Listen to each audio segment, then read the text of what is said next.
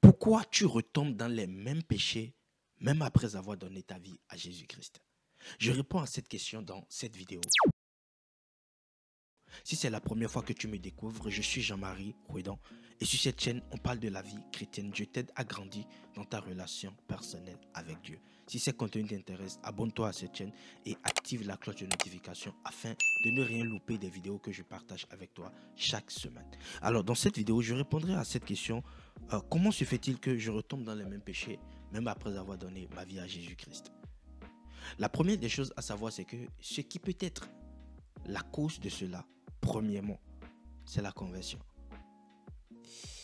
Il y a de cela quelques temps, j'étais là un jour, voilà, chez moi un soir, et le Saint-Esprit commença par me parler des conversions inachevées. Donc c'était un soir comme ça, je pense, la nuit, et il commença par m'enseigner sur les conversions inachevées.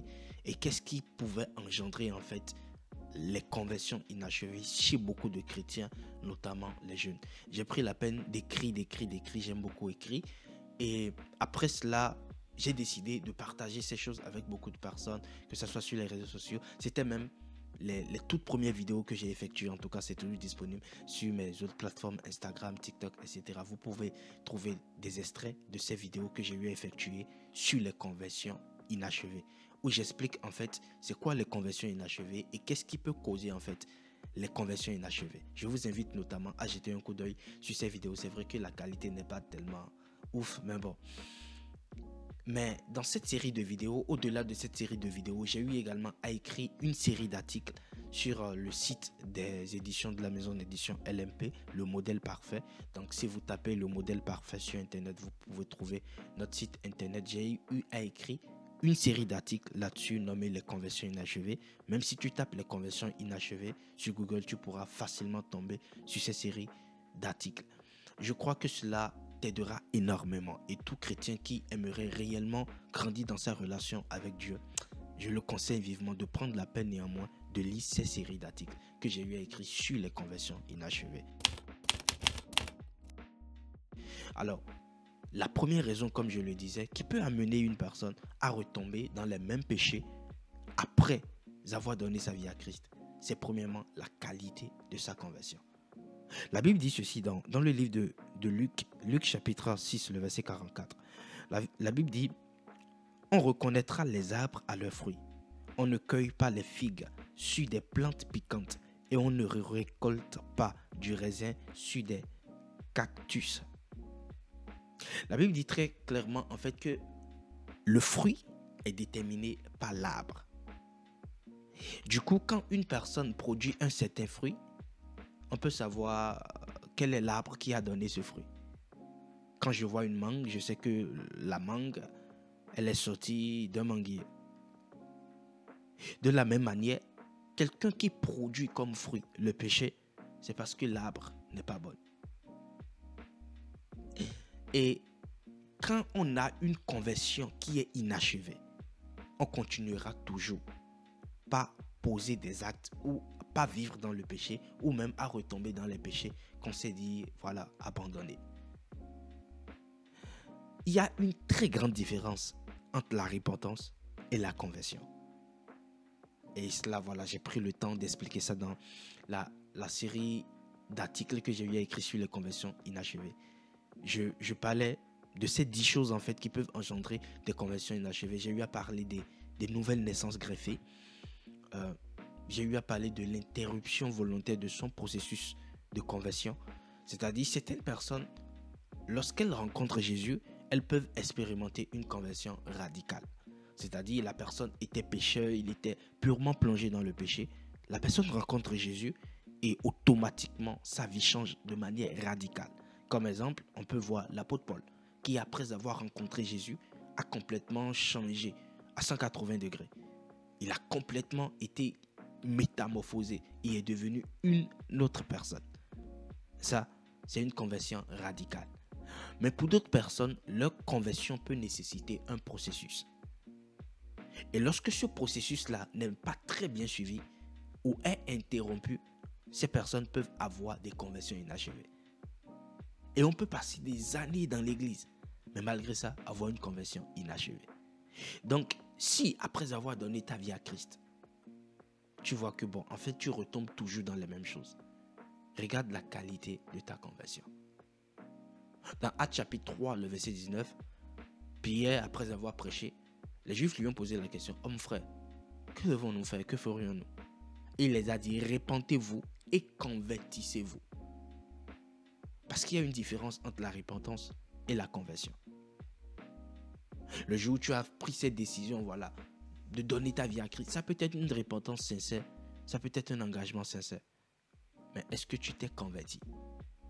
C'est ça la chose la plus importante. La Bible peut encore aller plus loin dans 1 Jean chapitre 3, le verset 9. La Bible dit que quiconque est né de Dieu ne pratique pas le péché. La semence qui vient de Dieu est implantée en lui. Il ne peut pas pécher parce qu'il est né de Dieu. C'est-à-dire, si tu as expérimenté une véritable conversion, la semence qui vient de Dieu est implantée en toi.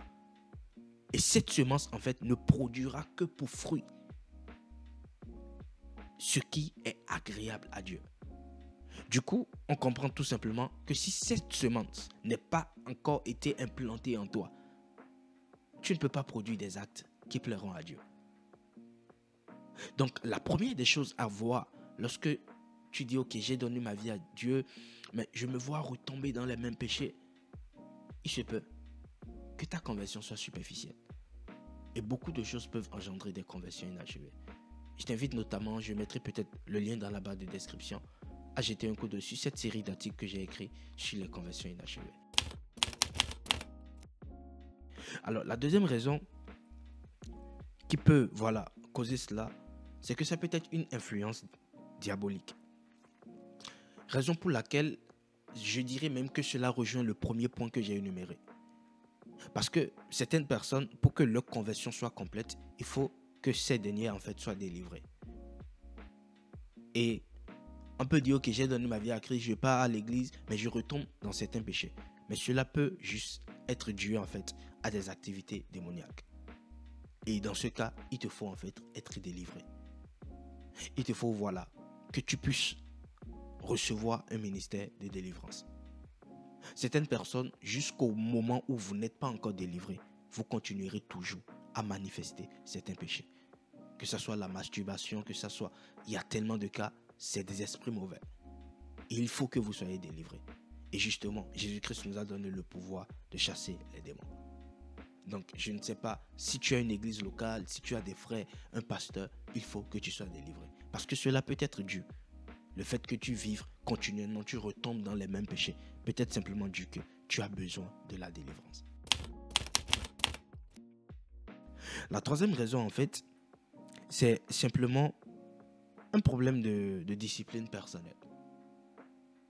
Juste un problème de discipline personnelle. Généralement, nous savons ce que nous devons faire, mais nous ne faisons pas. Dieu ne descendra jamais du ciel pour faire ce que toi-même tu dois faire. J'aime ce que la Bible dit. La Bible dit, vous n'avez pas encore résisté jusqu'à la mort dans votre lutte contre le péché. Vous n'avez pas encore résisté jusqu'à la mort dans votre lutte contre le péché. Si tu es dans une relation impure, une relation qui n'est pas dans la volonté de Dieu, ce n'est pas Dieu qui descendra du ciel pour arrêter cette relation. Si tu acceptes personnellement suivre des vidéos, je ne sais pas, de pornographie, etc., ce n'est pas Dieu qui descendra du ciel pour effacer ces contenus de ton téléphone. Qu'est-ce que tu entends? Qu'est-ce que tu écoutes? À quoi tu es exposé? Quels sont les actes que tu poses et qui favorisent le fait que tu pêches?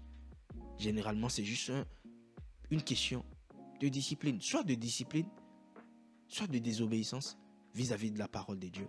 On sait que c'est mauvais, mais parfois, on trouve juste des raisonnements biaisés pour justifier le fait que ce que nous faisons, c'est bien. Parfois, c'est juste une question de discipline. Ce n'est pas que Dieu ne t'a pas donné la capacité de dominer le péché, si, mais c'est juste une question de discipline.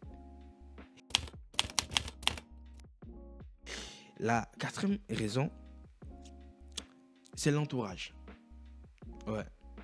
Parfois, certaines personnes retombent dans les mêmes péchés, même après avoir donné leur vie à Christ, parce qu'ils ne sont pas très bien entourés. Comme la Bible dit, le fait aiguise le fait. Alors, si tu veux vaincre le péché, regarde d'abord ton entourage. Si tu as autour de toi des personnes qui vivent dans la sanctification, cela favorisera également ta vie de sanctification. Regarde ton entourage. La Bible le dit, hein, si ton bras sera pour toi un obstacle pour entrer au ciel, coupe ton bras et jette-le loin de toi. Tu n'es pas obligé d'avoir le même cercle d'amis. On n'est pas obligé d'être en conflit non plus. Ce n'est pas ça l'objectif. Mais tu ne peux pas garder le même environnement qui te pousse toujours à pécher alors que tu veux vivre dans la sanctification. La cinquième raison, c'est simplement ton rapport avec la parole de Dieu et ta relation personnelle avec le Saint-Esprit. L'œuvre de la sanctification ou la vie de sanctification du moins se joue avec le Saint-Esprit. Je dirais une vie de méditation et de prière constante résout 80% des problèmes de la vie chrétienne. Une vie de méditation et de prière constante résout 80% des problèmes de la vie chrétienne. C'est-à-dire, quand ça ne va pas, regarde juste ta relation avec Dieu, c'est comment. C'est quand la dernière fois que tu as médité, c'est quand la dernière fois que tu as prié. Comment ça va ta relation avec Dieu? Si là, ça a un problème, tu continueras toujours à retomber dans le même péché. Et le but de Dieu pour toi, c'est que tu puisses vivre dans cette vie de sanctification. Parce que sans la sanctification, nul ne verra Dieu. C'était ce que je voulais partager avec toi dans cette vidéo. Si tu as également d'autres points, parce que c'est une liste non exhaustive, si tu as également d'autres points qui peuvent aider une personne, tu peux les mettre dans les commentaires afin qu'on puisse édifier ensemble. Que Dieu te bénisse. Peace.